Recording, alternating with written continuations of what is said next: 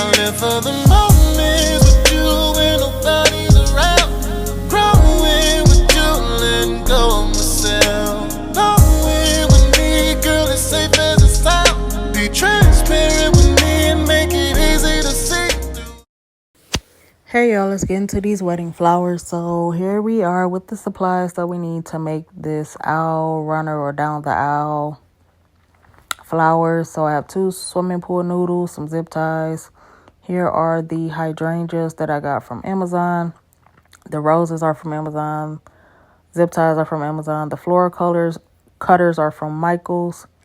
2 swimming pool noodles and the dahlia flowers that's in the back are from Michaels. Michaels do have a sale on right now. And you're also going to need a pair of scissors. So this is the swimming pool noodle that I got from Michaels.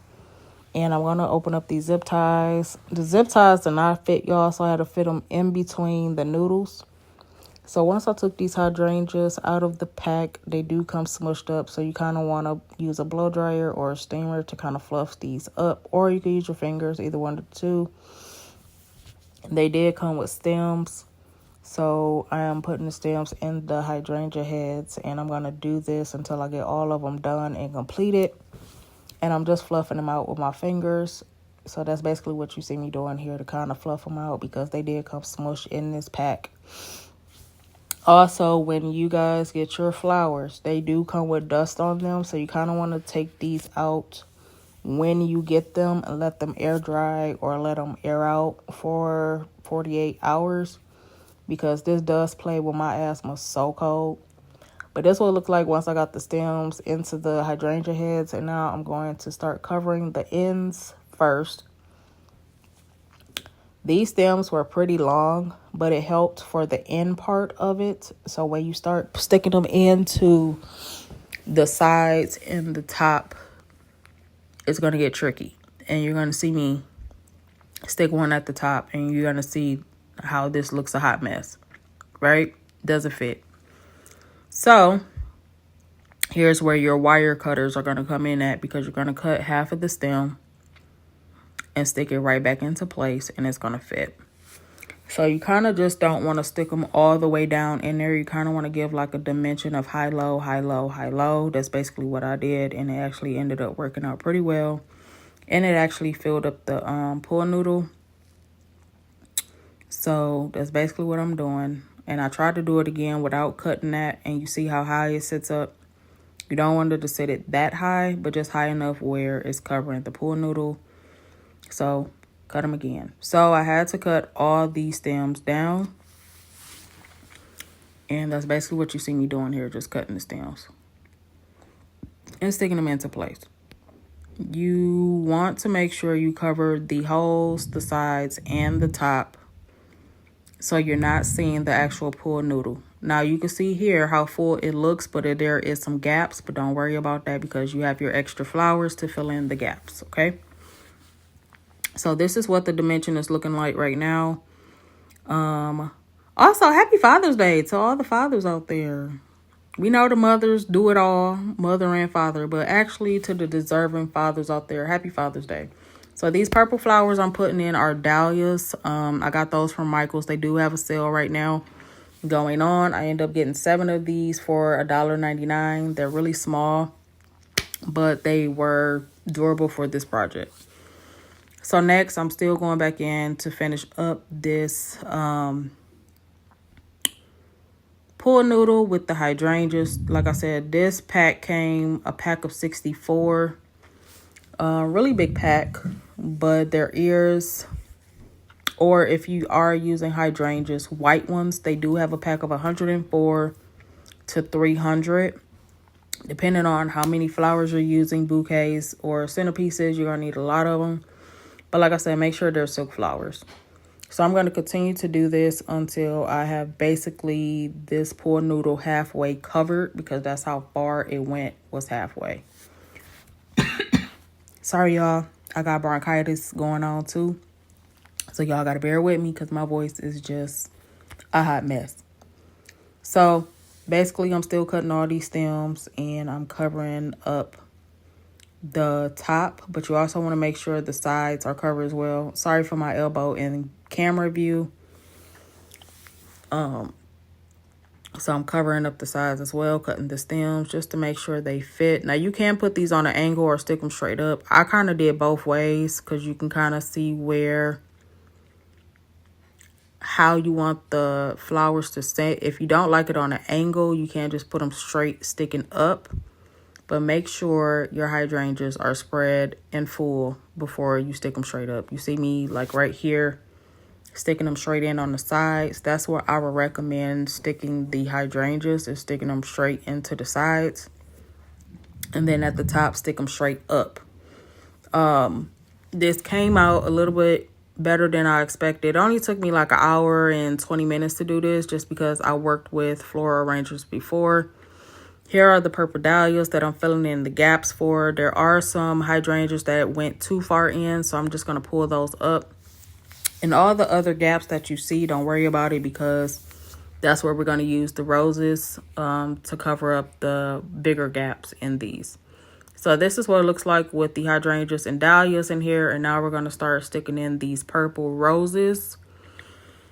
I started with those first. So here we are with the purple roses. And you see my hand in the way because I'm using my little ring light. I do have my big light as well. Just this one just kind of gives it more of a better look of how I'm doing it. So these roses are from Amazon as well. I do not recommend these because these are velvet on the inside. They look super real, but they were a pain to pull these apart and fluff out. And when I felt the inside, they were velvet. So I don't recommend using those. So once you see me with these purple ones in here, I'm going to go in with some hot pink roses, the same material, velvet on the inside. But I did use my fingers to fluff these out, and I gave it some time. So I gave it about 24 to 48 hours to let them really fully sit in. So you're seeing me stick these flowers a little bit taller than the hydrangeas and dahlias because those are basically going to be the star of the show, is your roses. So depending on what type of roses you use, you want to make sure you stick them out. And I did leave the leaves in there to kind of give it some type of greenery. I know most people use like eucalyptus or other greenery, but I just decided to do it this way.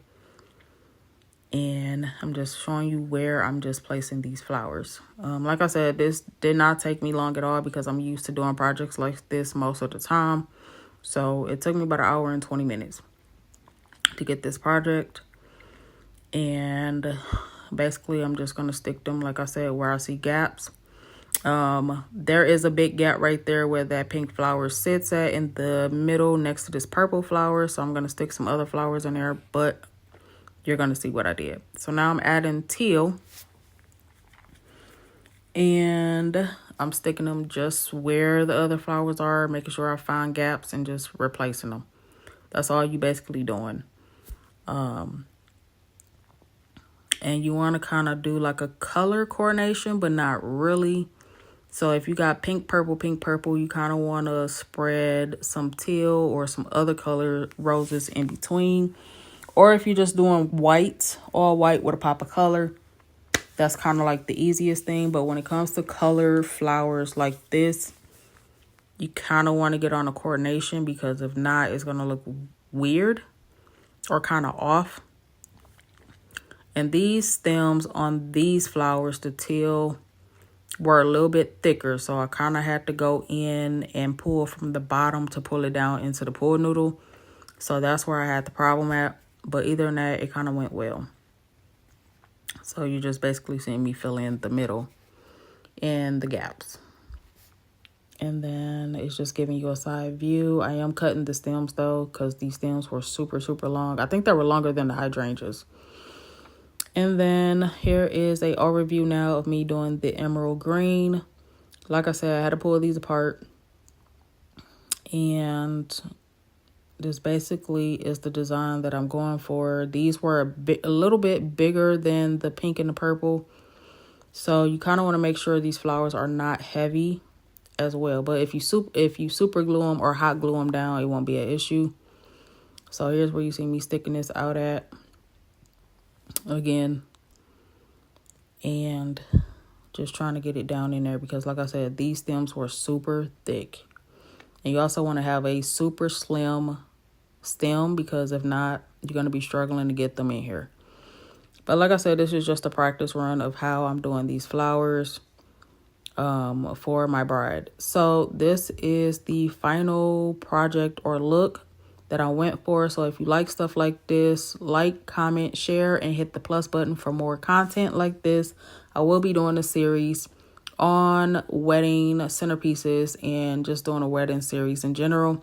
But this is how it came out, y'all. If you like it, y'all know what to do. Bye. I live for the moment.